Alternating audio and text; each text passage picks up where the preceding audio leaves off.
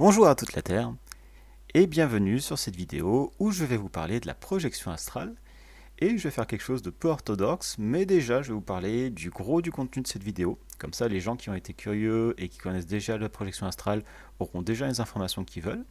Et pour ceux qui ne connaissent pas, je vous invite à continuer cette vidéo pour en apprendre un peu plus, où j'expliquerai plus en détail. Et donc, d'entrée de jeu, tout simplement, en fait, nous faisons tous des projections astrales en fait régulièrement lorsque nous dormons en fait. Nos rêves sont parfois juste des rêves où nous avons droit à notre petite alcôve, notre petit monde intérieur que l'on peut manipuler comme on le sent mais aussi comme on désire et nos inconscients peuvent le manipuler.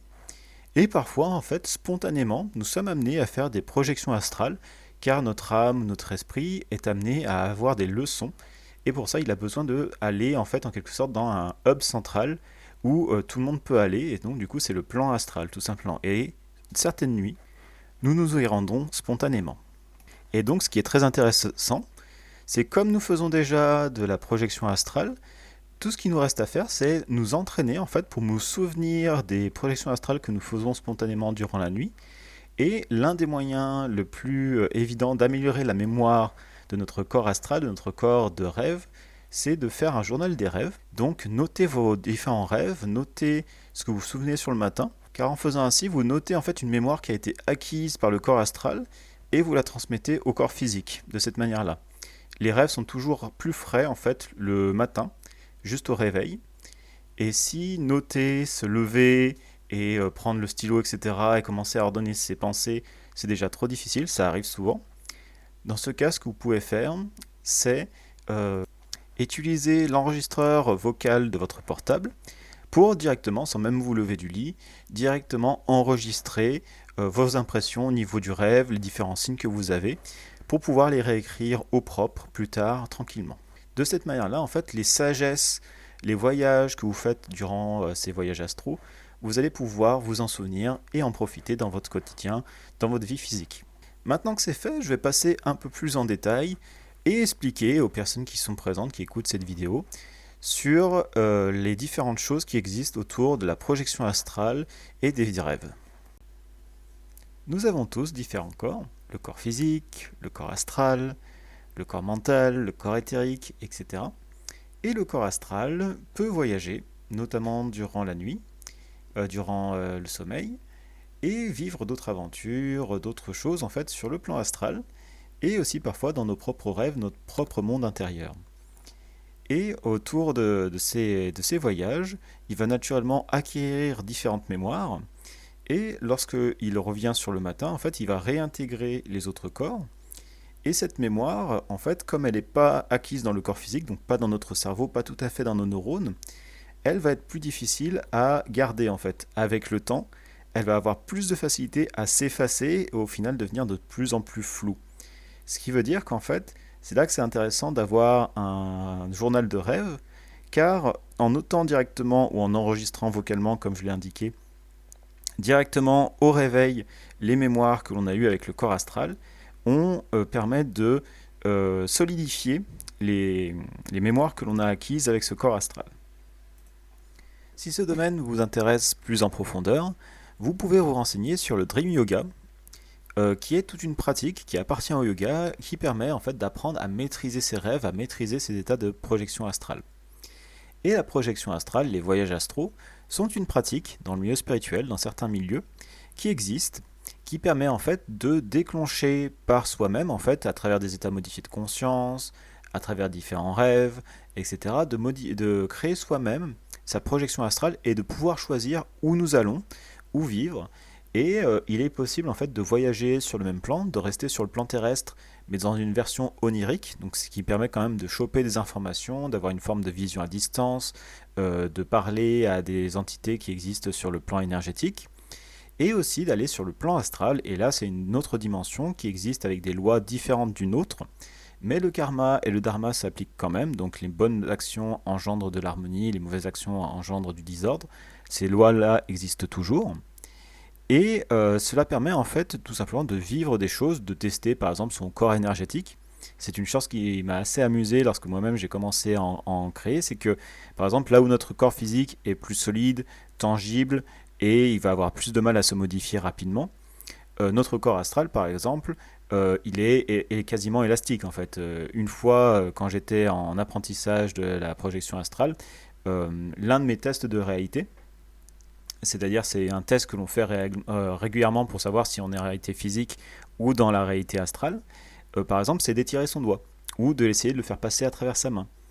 Et du coup, surprise, effectivement, mon doigt s'est vraiment étiré. Et ce qui était assez rigolo, c'est qu'il est resté allongé pendant un temps durant ce rêve-là. Donc du coup, c'était un test qui est assez marrant à faire. Ou autrement, je suis pratiquant de Qigong, en fait, une pratique énergétique qui permet de faire circuler l'énergie dans son corps. Et j'ai déjà testé durant une projection astrale, et j'avais beaucoup plus l'impression d'être une sorte d'homme bulle, où chacun de mes mouvements était accompagné de sensations qui faisaient comme si mon corps avait une sorte de rémanence, d'inertie, qu'il se prolongeait en fait dans mes mouvements. Donc c'était la perception du corps astral. C'est donc une pratique qui est intéressante pour apprendre à connaître d'autres dimensions, peut-être rencontrer des êtres énergétiques, obtenir des leçons, voyager, voir des lieux que l'on ne connaît pas forcément, croiser des personnes décédées par exemple. Donc il y a tout un ensemble, il y a une richesse véritable en fait dans la projection astrale qui est à apprendre. Et je sais que l'apprentissage de la projection astrale peut être un peu frustrante, car les résultats peuvent être un petit peu longs à avoir, et c'est pourquoi que je voulais proposer cette vidéo, tout simplement donner l'information que nous faisons tous déjà de la projection astrale, et que cette richesse, on peut déjà l'avoir, tout simplement en s'entraînant à se souvenir de ces projections astrales sur le matin. Il y a une autre chose qui est à apprendre, c'est de faire la différence entre les voyages astraux et les rêves.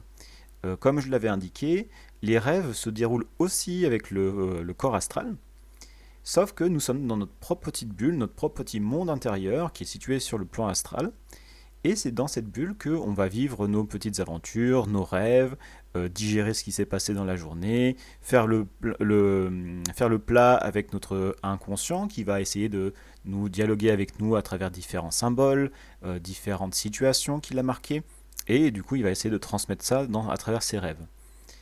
Et de l'autre côté, la projection astrale, c'est être en dehors de cette bulle pour être sur le plan astral, et là on peut rencontrer d'autres entités qui sont cette fois conscientes, là où les entités dans vos rêves sont des entités que vous avez créées, là ce sont des entités avec leur libre arbitre qui peuvent agir, ça serait un peu comme se balader dans la rue, tout simplement. Et d'ailleurs il faut se méfier, il existe des mauvaises rencontres, il existe des espèces de vampires énergétiques par exemple, qui peuvent essayer de vous effrayer pour plus facilement pouvoir prendre votre énergie. Je ne vais pas détailler plus en détail les différentes techniques qui permettent de faire la projection astrale. C'est quelque chose qui est assez florissant sur Internet, donc vous ne devriez pas avoir de soucis si ça vous intéresse à trouver par vous-même. Il y a par exemple Robert Monroe qui existe, qui a fait des bons bouquins dessus, en anglais cependant. Et il existe aussi différentes rumeurs autour de la projection astrale, différents on-dit, notamment des différents dangers que ça peut être. Personnellement, j'ai pas non plus une expérience hyper férue, hyper professionnelle de la projection astrale. Je n'ai pas rencontré de danger. Tout au plus une fois, j'ai eu du mal à revenir dans mon corps.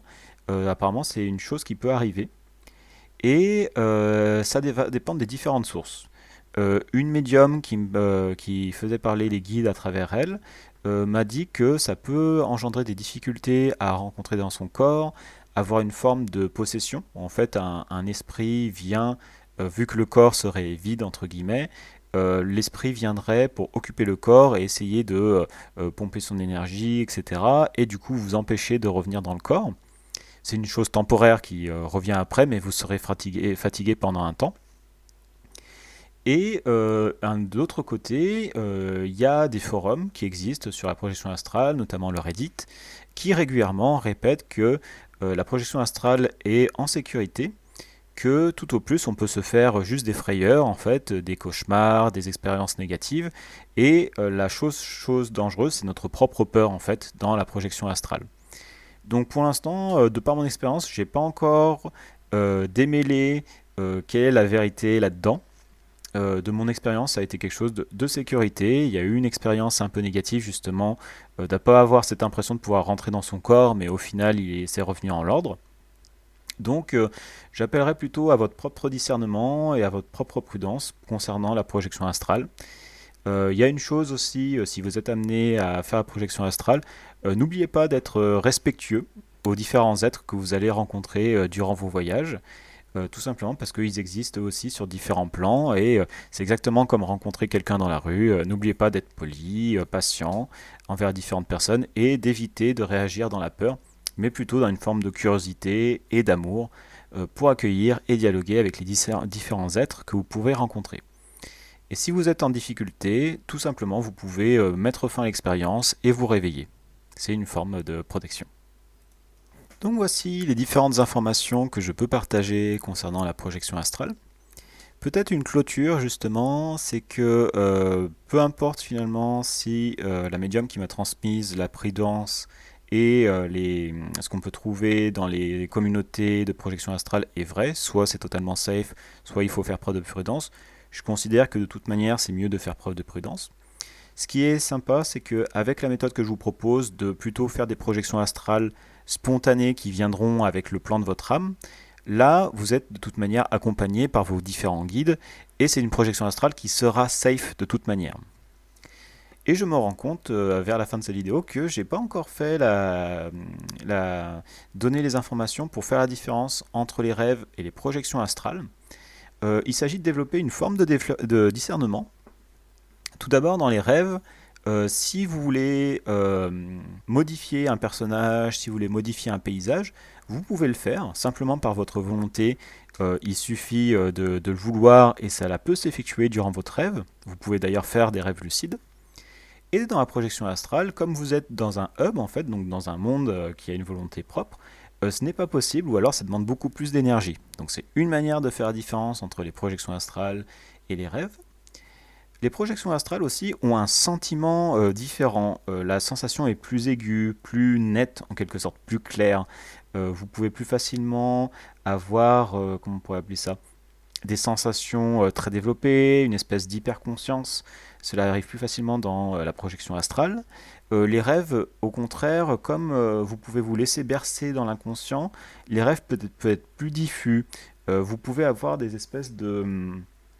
Comme si dans une pièce de théâtre, comme si votre conscience s'effaçait pendant un temps, comme si vous tombiez dans le sommeil à l'intérieur du rêve, pour reprendre sur une autre scène.